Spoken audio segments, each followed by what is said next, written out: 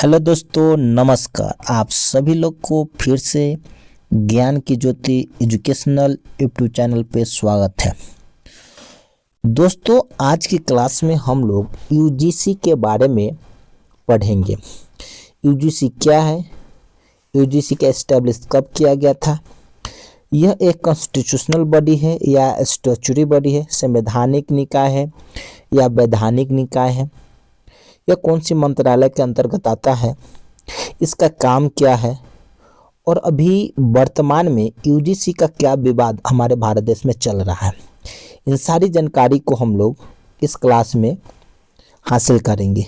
जैसा कि मैंने देखा कमेंट बॉक्स में बहुत सारे स्टूडेंट ने यह बोला कि यूजीसी के बारे में क्लास लेने के लिए, तो हम लोग शुरू करते हैं आज का क्लास यूजीसी के बारे में। ठीक है दोस्तों, देखिए यूजीसी जो आप देख रहे हैं, यूजीसी यहाँ पे 3 लेटर है और तीनों लेटर का अलग अलग नाम होता है। यू से बोलते हैं दोस्तों यूनिवर्सिटी, ठीक है। जो यू से होता है यूनिवर्सिटी, जी से होता है ग्रांट और सी से होता है कमीशन। तो यूजीसी का जो पूर्ण नाम बोलेंगे, फुल फॉर्म बोलेंगे, वो है यूनिवर्सिटी ग्रांट्स कमीशन। ठीक है, हम लोग एग्जाम के दृष्टिकोण से भी इस क्लास को भली भांति समझने की कोशिश करेंगे। ठीक है दोस्तों, तो यूजीसी का जो फुल फॉर्म होता है यूनिवर्सिटी ग्रांट्स कमीशन, जिसको हिंदी में बोलते हैं विश्वविद्यालय अनुदान आयोग। ठीक है, क्या बोलते हैं? विश्वविद्यालय अनुदान आयोग। ठीक है, तो यूजीसी क्या है, विश्वविद्यालय अनुदान क्या है? तो यह भारत सरकार की एक वैधानिक इकाई है, वैधानिक संस्था है। जो यूजीसी है वह भारत सरकार का, गवर्नमेंट ऑफ इंडिया का एक स्टैट्यूटरी बॉडी है। कौन सा है? स्टैट्यूटरी बॉडी है, जिसको बोलते हैं वैधानिक संस्था। क्या बोलते हैं? वैधानिक संस्था, यानी भारत सरकार की क्या है? वैधानिक संस्था है। अब आपको समझ में आएगा कि वैधानिक संस्था किसे कहते हैं। तो दोस्तों, जो संस्था कानून बनाकर बनाई जाती है ना, उसे वैधानिक संस्था कहते हैं। क्या कहते हैं? वैधानिक संस्था। यानी जो भी संस्था भारत देश के अंदर कानून बनाकर बनाया जाता है उसे वैधानिक संस्था कहा जाता है। तो यूजीसी ये क्या है? वैधानिक संस्था है, इसे कानून के द्वारा बनाया गया है। समझ में आ गया? और कौन कौन सा हमारे देश में वैधानिक संस्था है जो मैं आपको बताते हुए चलता हूँ, आपको और समझ में आएगा। जैसे कि आपने सुना होगा आरबीआई, ठीक है, RBI reserve bank of India, ये भी क्या है? वैधानिक संस्था है। ठीक है दोस्तों, आपने सुना होगा इलेक्शन कमीशन, इलेक्शन कमीशन का नाम सुना होगा, निर्वाचन आयोग, यह भी एक भारत सरकार का वैधानिक संस्था है। ठीक है, आपने सुना होगा एनएचआरसी, एनएचआरसी यानी नेशनल ह्यूमन राइट कमीशन, राष्ट्रीय मानवाधिकार आयोग, ये भी क्या है? तो वैधानिक संस्था है। ठीक है दोस्तों, आपने सुना होगा AICTE, ठीक है, ये भी एक क्या है? वैधानिक संस्था है। जो तकनीकी शिक्षण संस्थान को रेगुलेट करता है वह AICTE, ठीक है, ये भी क्या है? वैधानिक संस्था है। तो उसी तरह यूजीसी भी है, वह भारत सरकार की एक वैधानिक संस्था है। तो क्वेश्चन में पूछ लिया जाएगा कि यूजीसी निम्न में से किस प्रकार की संस्था है, तो आपका जो जवाब होगा वह वैधानिक संस्था है। ठीक है, आपको समझ में आ गया। आगे बढ़ते हैं, इस्टेब्लिश यानी इसकी स्थापना कब किया गया था। अब हम लोग यूजीसी की स्थापना के बारे में समझेंगे। तो देखिए, इसका जो स्थापना किया गया था वह 28 दिसंबर 1953 ईस्वी को किया गया था। कब किया गया था? 28 दिसंबर 1953 ईस्वी को। ठीक है दोस्तों, तो जो हम लोग जो स्थापना देख रहे हैं वो 28 दिसंबर 1953 को, ठीक है। तो यह ना एक औपचारिक स्थापना था। ठीक है दोस्तों, यह एक औपचारिक स्थापना था,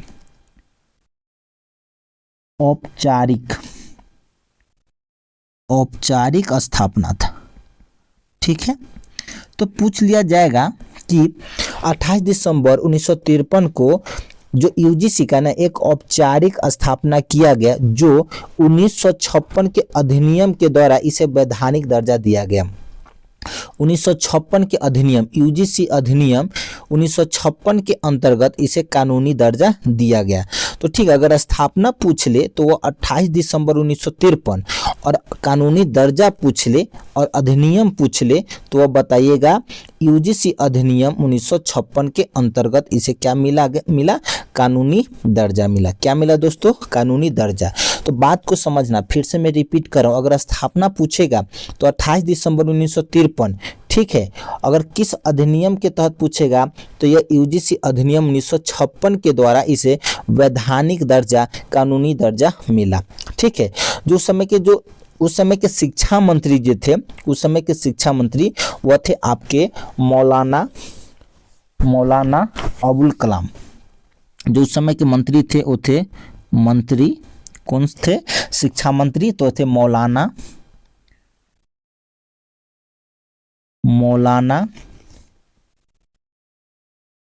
अबुल कलाम। और यह भारत सरकार के पहला शिक्षा मंत्री थे। अगर यह पूछ ले कि who was the first educational minister of India, Bharat का पहला शिक्षा मंत्री कौन थे, तो वह थे मौलाना अबुल कलाम। कौन थे? मौलाना अबुल कलाम व the first educational minister of India, ठीक है। तो यहाँ पे आपको समझ में आया कि जो यूजीसी की स्थापना कब किया गया था, तो 28 दिसंबर 1953 ईस्वी को। किस अधिनियम के द्वारा? तो यूजीसी अधिनियम 1956 के अंतर्गत इसे कानूनी दर्जा दिया गया। दोस्तों ये जो यूजीसी है ना, वह किसके अंतर्गत आता है? तो वह आता है दोस्तों आपका एजुकेशन मिनिस्टर के अंतर्गत आता है, ठीक है। शिक्षा मंत्रालय के अंतर्गत यूजीसी आता है, मिनिस्ट्री ऑफ एजुकेशन। भारत सरकार का यह शिक्षा मंत्रालय के अंतर्गत यूजीसी आता है, ठीक है।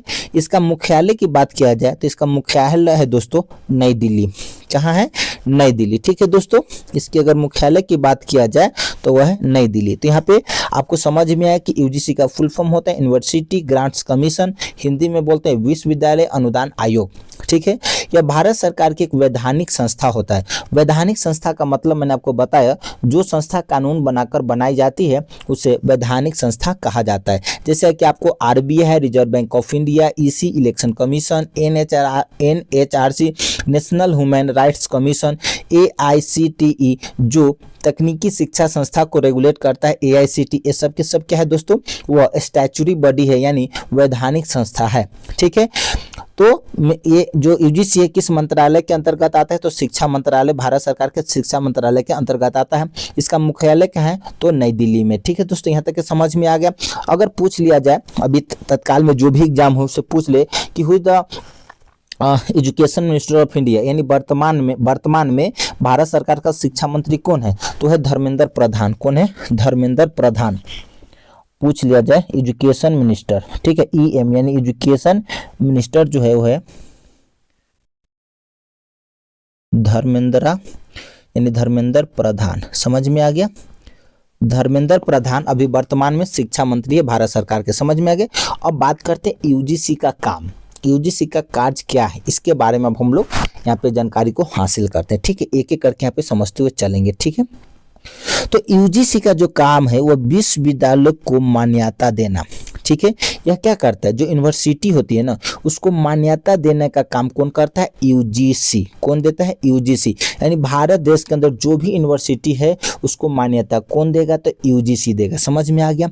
शिक्षा की गुणवत्ता को बनाए रखने के लिए यह यूजीसी का काम है। तो शिक्षा की गुणवत्ता बनाए रखना किसका काम है? यूजीसी का काम है, यूनिवर्सिटी ग्रांट्स कमीशन का यह काम है, ठीक है। उसके बाद है दोस्तों कि कॉलेजों और विश्वविद्यालयों को अनुदान देना, ठीक है, यानी फंड देना। जो पैसा जो दिया जाता है वह यूजीसी के द्वारा ही दिया जाता है। समझ में आ गया? कॉलेजों और विश्वविद्यालयों को अनुदान देना, ठीक है। भारत में विश्वविद्यालय, ठीक है। तो आपको यहाँ पे कार्य समझ में आ गया। तो क्या क्या काम है? विश्वविद्यालय को मान्यता देना, ठीक है। उसके बाद है शिक्षा की गुणवत्ता को बनाए रखना, फिर है कॉलेज और विश्वविद्यालयों को अनुदान देना। ये सब किसका काम है? तो यूजीसी का काम है, ठीक है। भारत में मूल रूप से मुख्यतः कितने प्रकार की यूनिवर्सिटी होती है उसके बारे में हम लोग चर्चा करेंगे। ऐसे बहुत सारी यूनिवर्सिटी होती है, लेकिन मुख्य जो ज़्यादा आपको सुनने में आएगा इन चार के बारे में आपको समझ में आ जाएगा, ठीक है दोस्तों। तो जैसे देखिए भारत में यूनिवर्सिटी मुख्य रूप से चार प्रकार के होते हैं, ठीक है। जैसे कि आपको यहाँ पे देखने में आएगा केंद्रीय विश्वविद्यालय, यानी इसको बोलते हैं सेंट्रल यूनिवर्सिटी, जो केंद्र सरकार के द्वारा स्थापित किया जाता है, ठीक है। केंद्रीय विश्वविद्यालय यानी सेंट्रल यूनिवर्सिटी। ठीक है, अभी भारत में कुल 56 जो है सेंट्रल यूनिवर्सिटी, कितने हैं 56 सेंट्रल यूनिवर्सिटी है। ठीक है, उसके बाद आते हैं राज्य में विश्वविद्यालय यानी स्टेट यूनिवर्सिटी आता है। पहले आता है सेंट्रल यूनिवर्सिटी, फिर आता है स्टेट यूनिवर्सिटी यानी केंद्रीय विश्वविद्यालय, फिर राज्य विश्वविद्यालय। उसके बाद आता है दोस्तों डीम्ड विश्वविद्यालय यानी deemed to be university, deemed विश्वविद्यालय। फिर आता है दोस्तों निजी विश्वविद्यालय, प्राइवेट यूनिवर्सिटी। कौन सा? Private university. इन सभी को मान्यता कौन देगा? यूजीसी देगा। इसकी गुणवत्ता कौन बनाए रखेगा? यूजीसी देगा। इसको अनुदान कौन देगा? यूजीसी देगा। समझ में आ गया? चलो आगे समझते। और अभी फिलहाल में जो करेंट में जो चल रहा है, भारत देश में बहुत विवाद चल रहा है यूजीसी के लेके, बहुत सारे प्रोटेस्ट चल रहा है, जो कल ही सुप्रीम कोर्ट ऑफ इंडिया, सर्वोच्च न्यायालय द्वारा यूजीसी के ऊपर रोक लगा दिया गया। आपको पता होना चाहिए कि कल ही सुप्रीम कोर्ट के चीफ ऑफ जस्टिस के द्वारा कल रोक लगा दिया गया है। तो क्या विवाद है, हम इस चीज़ को समझते हैं कि 2012 में क्या था और 2026 में क्या है। इन सारी जानकारी को हम लोग यहाँ पे समझते हैं। तो यहाँ पे क्या है कि भेदभाव के दायरे का विस्तार, इसमें क्या है कि समता संवर्धन नियमों में किए गए अहम बदलाव, यानी कुछ बदलाव किए गए हैं 2012 के रेगुलेशन में, यूजीसी के रेगुलेशन में, और अभी 2026 में कुछ बदलाव किए गए। इसी को लेकर भारत देश के अंदर जितने भी जो स्वर्ण समुदाय हैं वो लोग विरोध कर रहे हैं, प्रोटेस्ट कर रहे हैं। तो हम समझते हैं कि इसमें समस्या क्या है। तो हुआ क्या था कि वर्ष 2012 के नियमों की तुलना में 2026 के नियमों में भेदभाव की परिभाषा को अधिक सख्त और विस्तृत बनाया गया है। ठीक है, तो आपको समझ में कि भेदभाव डिस्क्रिमिनेशन से रिलेटेड है। डेफिनेशन ऑफ डिस्क्रिमिनेशन, इसको जो दायरा था ना उसे एक्सपेंड किया गया, बढ़ाया गया है। क्या बढ़ाया गया हम उसको देखते हैं कि जाति आधारित भेदभाव की परिभाषा का दायरा भी बढ़ाया गया है। किसका? जाति आधारित, यानी यूजीसी जो भी विवादित चल रहा है वह जाति के आधार पर जो भेदभाव की परिभाषा को बढ़ाया गया है, इसीलिए यह प्रोटेस्ट चल रहा है। जैसे कि अनुसूचित जाति और अनुसूचित जनजाति के साथ अब अन्य पिछड़ा वर्ग के छात्रों व कर्मचारियों को भी इसके दायरे में लाया गया है। यानी पहले जो था 2012 के में कि जो SC ST, ठीक है, कि जो स्टूडेंट थे अगर उसको प्रताड़ित किया जाता है तो SC ST जो है वह आगे अपना शिकायत कर सकता है, और उसके अंतर्गत SC ST के साथ OBC को भी इस जो जाति भेदभाव के अंतर्गत शामिल कर दिया गया है। इसीलिए यह प्रोटेस्ट चल रहा है। ठीक है, 2012 के रेगुलेशन में सिर्फ SC व ST को जातिगत भेदभाव में रखा गया था।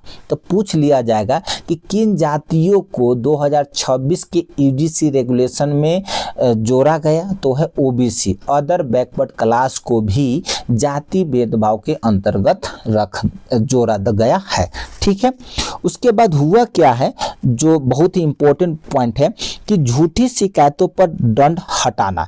यानी 2012 के अंदर क्या था कि अगर कोई व्यक्ति SC ST का अगर झूठा आरोप किसी दूसरे कास्ट के ऊपर यानी स्वर्ण कास्ट पे या OBC पे लगाता है, अगर वह गलत मतलब जो शिकायत है तो उसके ऊपर दंड का प्रावधान था। लेकिन इसमें हटा दिया गया कि अगर OBC और SC ST के बच्चे अगर आरोप लगा देते हैं, अगर वो गलत भी है तो उसके ऊपर गलत जो शिकायत किया उसके ऊपर कोई दंड का प्रावधान नहीं किया गया है, इसलिए और प्रोटेस्ट चल रहा है। ठीक है, तो 2012 के नियमों में भेदभाव से जुड़ी झूठी शिकायतों पर जुर्माना व दंड का उपाय थे, जबकि 2026 के रेगुलेशन में इसको हटा दिया गया। समझ में आ गया? चलो आगे समझते हैं कि सख्त निगरानी तंत्र यानी क्या है, इसके बारे में अब हम लोग समझते हैं। ठीक है, तो नए नियमों के तहत प्रत्येक उच्च शिक्षण संस्थान को समता दस्ते और समता दूत का अनिवार्य रूप से नियुक्ति करनी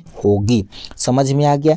वहीं भेदभाव के मामलों पर 7 दिनों के भीतर कार्रवाई रिपोर्ट देनी होगी। यानी अगर कोई भेदभाव हुआ है, अगर कोई मामला है, तो विदिन 7 डेज उसको रिपोर्ट को सबमिट करना पड़ेगा। समझ में आ गया। अगर कोई मामला ओबीसी और SC ST के द्वारा, बच्चों के द्वारा कॉलेज में, यूनिवर्सिटी में अगर आरोप लगाया जाता है तो उस आरोप का रिपोर्ट विदिन 7 डेज यानी 7 दिनों के अंदर उस रिपोर्ट को जारी करना होगा। ठीक है। उसके बाद है कि साथ ही दंड विधि के तहत कोई मामला बनता है तो पुलिस अधिकारी को तत्काल सूचित किया जाएगा। अगर वह जो डिस्क्रिमिनेशन हुआ, भेदभाव हुआ, अगर वह कोई कानूनी मामला बनता है, ठीक है, ऐसा वह अपराध किया गया जो कानून के हिसाब से उसको दंडित किया जाएगा, तो यह सूचना पुलिस अधिकारियों को तत्काल सूचित किया जाएगा। समझ में आ गया। चलो आगे है। यदि संस्था इन नियमों का पालन नहीं करता है तो UGC उनकी डिग्री, वित्तीय मदद, ठीक है, अगर संस्था जो संस्था है, यूनिवर्सिटी है, कॉलेज है, अगर उस नियमों को UGC रेगुलेशन एक्ट 2026 को अगर फॉलो नहीं करता है तो UGC क्या करेगा, उस संस्था को UGC उनकी डिग्री, वित्तीय मदद या ऑनलाइन कोर्सों के संचालन आदि से रोक लगाने जैसी दंडात्मक कार्रवाई कर सकता है। अगर वह संस्था गलत कर रहा है, डिसीजन सही से नहीं ले पा रहा है, तो वैसी संस्था के ऊपर UGC क्या करेगा, दंडात्मक कार्रवाई कर सकता है। ठीक है। तो UGC से जितने भी जानकारी थी, इस्टेब्लिश कब हुआ, ये कौन सा निकाय है, इसका काम क्या है, ठीक है, 2012 में क्या था, 2026 में क्या था, इन सारी जानकारी को मैंने एक ही क्लास में आप लोगों को बता दिया। ठीक है। आप लोगों का यह क्लास कैसा लगता है, please write in your comment box, like, subscribe and share. Thank you so much. जय हिंद, जय भारत।